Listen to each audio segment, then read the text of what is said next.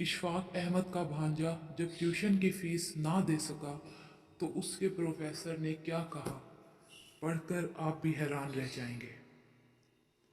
इशफाक अहमद लिखते हैं कि हमारे यहाँ एक प्रोफेसर थे। वो बहुत अच्छे साइकोलॉजी के भले आदमी थे। मेरा भांजा उनसे पढ़ता था।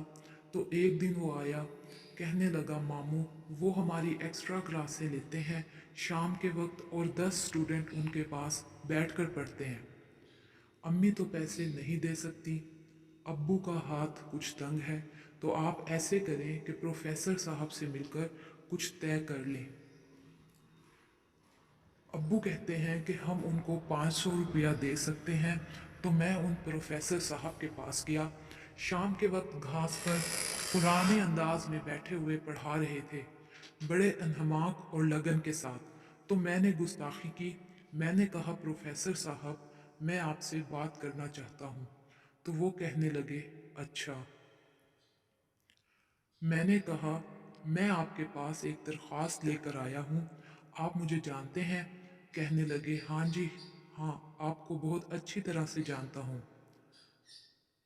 मैंने कहा, आपसे ये दरख्वास्त करता हूँ कि ये मेरी बहन ज़्यादा साहिब हैसियत नहीं है, वो सिर्फ 500 रुपया आपको दे सकेंगे। क्या आप मेरे भांजे को ट्यूशन पढ़ा देंगे? कहने लगे, इशफाक साहब मुझे पढ़ाने के पैसे तो मिलते हैं। मैंने कहा, वो दूसरे लड़के आपको ज़्यादा देते होंगे। कहने लगे, नहीं नहीं, मुझे सरकार से पैसे मिलते हैं, मेरी तनख्वाह है। मैंने कहा, वो तो कॉलेज में पढ़ाने के मिलते हैं, ये तो आप एक्स्ट्रा पढ़ा रहे हैं। कहने लगे, no no, all the time teacher is teacher. वो सुबह पढ़ाए या शाम, उसके पैसे तो मुझे सरकार देती है। ये आपको किसने कह दिया कि मैं 500 रुपया लेता हूँ? आप तो मुझे शर्मिंदा कर रहे हैं।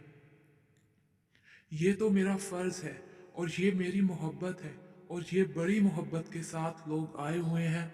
तो वो प्रोफेसर थे जो आसानी अता करते थे, और उनके पास और क्लासें आती रहीं। मैं उनको देखता रहा और उनको सलाम करने जाता रहा, क्योंकि वो भी एक बाबा थे।